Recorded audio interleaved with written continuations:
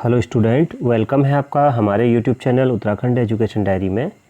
तो आज हमारी उत्तराखंड जीके की यह 20वीं क्लास है। इसके पहले 19 क्लासें और अपलोड हुई हैं। प्लेलिस्ट पर जाके आप उन सभी क्लासों को देख सकते हैं। यह एक क्विज क्लास है जिसमें आप अपना स्कोर ज़रूर बताइएगा कमेंट बॉक्स में कि आपका स्कोर क्या रहा। इन प्रश्नों में से कुछ प्रश्न आपके लिए नए होंगे और कुछ ज़रूर पुराने भी होंगे, तो आपकी तैयारी के लिए काफ़ी हेल्पफुल होंगे। आगामी आने वाले जो भी ग्रुप सी उत्तराखंड में एग्ज़ाम होने वाले हैं उन सभी के लिए प्रश्न काफ़ी महत्वपूर्ण हैं। तो चलिए शुरू करते हैं आज की क्लास को। तो हमारा पहला क्वेश्चन है, रिंगाल का उपयोग किया जाता है। तो पहला प्रश्न है, तो ऑप्शन डी मोस्टा, सुप्पा, कंडा, चंगेरा इनको बनाने में किया जाता है। मोस्टा, सुप्पा, कंडा और चंगेरा इनको बनाने में किया जाता है। दूसरा प्रश्न है, कमलेश्वर मंदिर डैश डैश डैश स्थित है। दूसरा प्रश्न है, तो इस प्रश्न का राइट आंसर हो जाएगा ऑप्शन ए श्रीनगर गढ़वाल में। ऑप्शन ए इस प्रश्न का राइट आंसर होगा। कौन सा? ऑप्शन ए श्रीनगर गढ़वाल में है, ऑप्शन ए। तीसरा प्रश्न है, निम्न में कौन सा लोक वाद्य यंत्र उत्तराखंड से संबंधित है। तो कौन सा है? तो अगर हम देखते हैं तो तीनों ही वाद्य यंत्र उत्तराखंड से संबंधित हैं। ऑप्शन डी इस प्रश्न का राइट आंसर होगा। अगला प्रश्न है क्वेश्चन नंबर 4। अगला प्रश्न है क्वेश्चन नंबर 4, बागनाथ का प्रसिद्ध मंदिर निम्न में से किस देवता का है। तो ऑप्शन ए भगवान शिव का है। ऑप्शन ए इस प्रश्न का राइट आंसर होगा। पांचवा प्रश्न है, नागदेव ताल डैश डैश डैश में स्थित है। तो ऑप्शन सी रानीखेत अल्मोड़ा में। ऑप्शन सी इस प्रश्न का राइट आंसर होगा। अगला प्रश्न है, उत्तराखंड विधानसभा में कितने विधायक चुने जाते हैं। तो उत्तराखंड विधानसभा में कितने विधायक चुने जाते हैं, छठा प्रश्न है हमारा। तो ऑप्शन सी 70 विधायक। ऑप्शन सी इस प्रश्न का राइट आंसर होगा। सातवां प्रश्न है, कौन सा नगर मंदिरों की नगरी के नाम से प्रसिद्ध है। कौन सा नगर है? तो ऑप्शन सी द्वाराहाट मंदिरों की नगरी के नाम से प्रसिद्ध है। तो ऑप्शन सी इस प्रश्न का राइट आंसर हो जाएगा। इस प्रश्न का राइट आंसर क्या होगा? Option C. अगला प्रश्न है question number 8, GB Pant Himalayan पर्यावरण और विकास संस्थान स्थित है कहाँ पर। तो ऑप्शन बी अल्मोड़ा में स्थित है। ऑप्शन बी राइट आंसर होगा। नवा प्रश्न है, राज्य स्तरीय ऊर्जा पार्क स्थित है कहाँ पर। तो ऑप्शन ए देहरादून में। ऑप्शन ए इस प्रश्न का राइट आंसर होगा। 10वां प्रश्न है, उत्तराखंड की निम्न में किस समुदाय में सर्वाधिक साक्षरता है। तो इस प्रश्न का राइट आंसर क्या होगा? Option C Bhotia. Option C इस प्रश्न का राइट आंसर हो जाएगा। अगला प्रश्न देखते हैं क्वेश्चन नंबर 11। 11वां प्रश्न है, प्रसिद्ध महाकवि कालिदास की रचना मेघदूत का गढ़वाली भाषा में किसने अनुवाद किया है। तो मेघदूतम जो रचना है उसकी किसने किया है? आचार्य धर्मानंद जमलोकी ने किया है। ऑप्शन डी इस प्रश्न का राइट आंसर होगा। अगला प्रश्न है 12वां प्रश्न, रिवर राफ्टिंग के लिए उत्तराखंड में स्थान है कौन सा।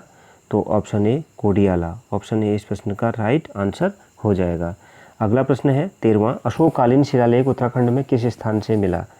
तो किस स्थान से मिला है? काफ़ी महत्वपूर्ण प्रश्न है। ऑप्शन बी कालसी से। ऑप्शन बी इस प्रश्न का राइट आंसर हो जाएगा।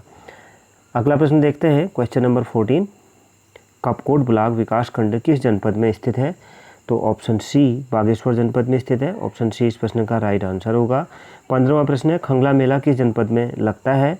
तो किस जनपद में लगता है? ऑप्शन ए देहरादून में लगता है। ऑप्शन ए इस प्रश्न का राइट आंसर होगा। हमने कल यहाँ पर एक बुक के बारे में चर्चा करी थी। उस बुक का नाम जो भगवान सिंह धामी जी की बुक है, उत्तराखंड समग्र ज्ञान कोश जनपद दर्पण, इस तरह से आती है। द्वितीय संस्करण भी उसका आया है। तो कुछ विद्यार्थी उसमें ये पूछ रहे थे कि मतलब बुक की लैंग्वेज कठिन है या मतलब इस तरीके से। तो देखिए, बुक की लैंग्वेज कठिन भी हो सकती है। अभी जैसा वर्तमान पैटर्न है तो आप भी जानते हैं अच्छे तरीके से, अगर आप काफ़ी समय से तैयारी कर रहे हैं तो क्या परीक्षा वाणी से नहीं हो सकता, एकदम से सिलेक्शन नहीं लिया जा सकता। अब अगर वैसे तो बुक और भी अच्छी हैं काफ़ी, जैसे उत्तराखंड का राजनीतिक इतिहास, इस तरह से कई, कल्याण सिंह रावत जी की, अजय रावत जी की, डी शर्मा जी की काफ़ी बुक्स आती हैं। या तो मतलब उन सभी बुक्स को अगर कोई पढ़ सकता है लंबे समय में, अगर आपके पास इतना टाइम है, अगर समय है, तो आप उनको पढ़िए तो अच्छी तैयारी हो सकती है। उनसे बेहतर तो कुछ है नहीं। लेकिन अगर आप कम समय में एक अच्छी तैयारी करना चाहते हैं तो फिर क्या है, जैसे आपको ये बुक काफ़ी अच्छी है, मतलब इस बुक में काफ़ी अच्छा है। वैसे भी अब पैटर्न एग्ज़ाम का बदल गया है, जैसे कोई मतलब पैटर्न काफ़ी आगे तक जा चुका है। माना जैसे हम एक छोटा सा प्रश्न लेते हैं, मोलाराम के पूर्वज कौन थे, किसके साथ यहाँ आए थे, जो भी थे तो वो किसके साथ आए थे, तो वो किसके साथ आए थे, सुलेमान शेकोह के साथ यहाँ पर आए थे, गढ़वाल में आए थे, सीधी सी बात है। अब प्रश्न अगर आपने याद करा है सुलेमान शेकोह के साथ यहाँ पर आए थे तो इतना ही प्रश्न नहीं पूछा जाएगा, क्योंकि परीक्षा वाणी केवल इतने पर ही समाप्त होती है।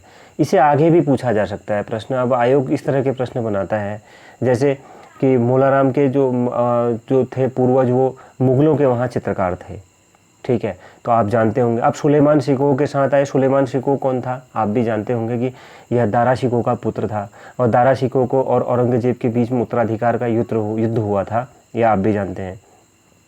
तो जब इनके बीच में उत्तराधिकार का युद्ध हुआ था औरंगजेब की मृत्यु के बाद, तो औरंगजेब के समय में मुग़लों के वहाँ पर हिंदू चित्रकार क्यों थे?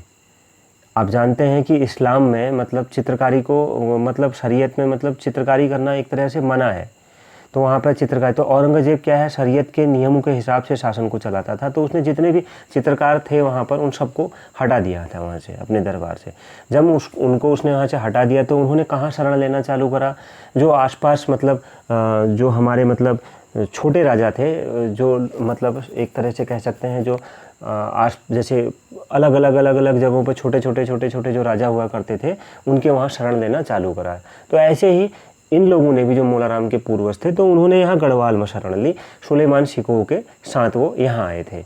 तो अब आप जानते हैं कि वहाँ उसका लिंक कहाँ से है, वहाँ सुलेमान शेकोह से है। सुलेमान शेकोह के बाद वो क्यों यहाँ पर आए, वो हिंदू थे, यहाँ पर आए, मुग़लों के दरबार में हिंदू ही क्यों थे? तो इस तरह के मतलब काफ़ी डीप हो जाता है, इस तरह के प्रश्न इस बेस पर पूछे जाते हैं। तो इस लिहाज से अगर हम देखें तो जो भगवान सिंह धामी जी की जो बुक है इस तरीके से बेहतर अच्छी बुक है, बेहतर बुक है, लेकिन थोड़ा सा लैंग्वेज उसकी बताते हैं तो अब जैसे नए जो स्टूडेंट होते हैं थोड़ा उनको लैंग्वेज उसकी टफ लग सकती है। लेकिन अगर आपने पहले सामान्य अध्ययन की तैयारी पहले करी है, जीएस की तैयारी अगर आपकी अच्छी है, तो अगर आप उसके बाद उत्तराखंड को पढ़ रहे हैं तो आपको फिर कोई परेशानी नहीं आने वाली है। तो काफ़ी लंबी चर्चा हो गई, फिर करेंगे इस बुक के बारे में। तो ये हमारी राय है बुक के बारे में, तो आपकी मतलब आपको देख लीजिएगा एक बार। तो बुक आसानी से मिल जाती है, 190 रुपीज़ उसका प्राइस है, अमेजोन पर उपलब्ध भी है। तो आप उसको उत्तराखंड समग्र ज्ञान कोश या भगवान सिंह धामी जी ये लिखेंगे तो उनका नाम भी लिखेंगे तो आपको बुक मिल जाएगी वहाँ पर। तो हमारा 16वां प्रश्न है, क्वेश्चन नंबर 16 देखते हैं। नरेंद्र सिंह नेगी संबंधित हैं किससे? तो ऑप्शन बी म्यूजिक से संबंधित हैं, ऑप्शन बी इस प्रश्न का राइट आंसर होगा। 17वां प्रश्न है, प्रसिद्ध टपकेश्वर महादेव मंदिर कहाँ स्थित है? तो कहाँ स्थित है? ऑप्शन डी देहरादून में स्थित है, ऑप्शन डी इस प्रश्न का राइट आंसर हो जाएगा। अगला प्रश्न है, देश में विंटरलैंड की प्राकृतिक परिघटना किस नगर में दृश्यमान होती है? तो किस नगर में दृश्यमान होती है? तो ऑप्शन सी मंसूरी में, ऑप्शन सी इस प्रश्न का राइट आंसर हो जाएगा। क्या होगा? Option C. अगला प्रश्न है, अगला प्रश्न देखते हैं, विकास मेला किस जनपद में लगता है? तो विकास मेला किस जनपद में लगता है? ऑप्शन ए टिहरी में लगता है, ऑप्शन ए इस प्रश्न का राइट आंसर होगा। अगला प्रश्न है, गौरापंत शिवानी का जन्म कब हुआ था? तो इनका जन्म कब हुआ था? गौरापंत शिवानी जी का जन्म कब हुआ था? तो इस प्रश्न का राइट आंसर क्या हो जाएगा? ऑप्शन बी 17 अक्टूबर 1923 को इनका जन्म हुआ था। तो 17 अक्टूबर भी थोड़ा सा यहाँ पर ध्यान रखिएगा, काफ़ी महत्वपूर्ण है। इनके जन्म से संबंधित यह डेट भी कभी कभी पूछ ली जाती है, तो इसलिए यहाँ पर यह लिख दी गई है। तो डेट ये भी अगर नहीं मालूम है तो आप याद रखें। और इनकी मृत्यु से भी कभी कभी सवाल पूछा जा सकता है। तो इनकी जो मृत्यु हुई थी, इनकी मृत्यु हुई थी 21 मार्च 2003 को, तो यह भी ध्यान रखिएगा। अगला प्रश्न है, उत्तराखंड राज्य का सर्वाधिक वर्षा वाला क्षेत्र है कौन सा? तो सर्वाधिक वर्षा वाला option A Narendranagar Tehri, option A इस प्रश्न का राइट आंसर होगा। अगला प्रश्न है, निम्न में से कौन सा उत्तराखंड का राज्य पक्षी है?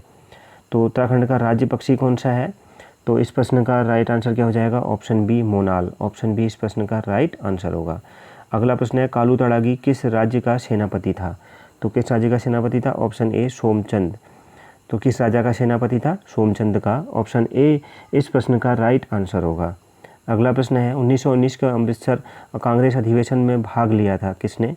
तो किसने भाग लिया था? तो ऑप्शन ए मुकुंदी लाल ने, ऑप्शन ए इस प्रश्न का राइट आंसर हो जाएगा। बहुत ही महत्वपूर्ण प्रश्न है यह, तो ऑप्शन ए राइट आंसर होगा। अगला प्रश्न है, सोम का भांडा नामक स्थल स्थित है कहाँ पर? तो ऑप्शन ए देवलगढ़ में स्थित है, ऑप्शन ए इस प्रश्न का राइट आंसर होगा।